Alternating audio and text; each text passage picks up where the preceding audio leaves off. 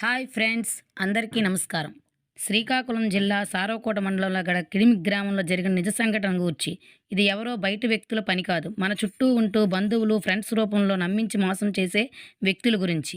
నేను 2005 ట్రైనింగ్‌లయ్యి ఆశా వర్కర్‌గా, అప్పుడు స్వచ్ఛంద మహిళా కార్యకర్తస్ అని పిలిసేవారు.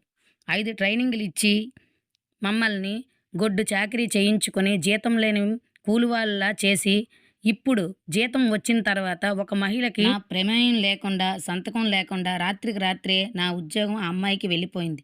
దీనికి కారణం ఎవరో కాదు ఫ్రెండ్స్. ప్రభుత్వాలు మారితే పెద్ద ఉద్యోగాలకి ఏమీ కావు.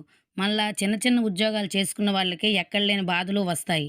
ముందుగా దీనికి కారణం ఎవరంటే 2023లో నరసన్నపేట నియోజకవర్గంలో చేసిన ఎమ్మెల్యే గారి పిఏ, రెండో ముద్దాయి బొంతు మెడికల్ స్టాఫు, మూడో ముద్దాయి కిడిమి గ్రామ పెద్దలు, పంచాయతీ కార్యకర్తలు, నాలుగో ముద్దాయి నా కర్మకాలి నా బంధువులు.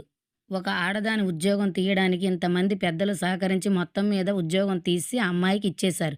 ఇది ఎంతవరకు న్యాయం అంటారు ఫ్రెండ్స్?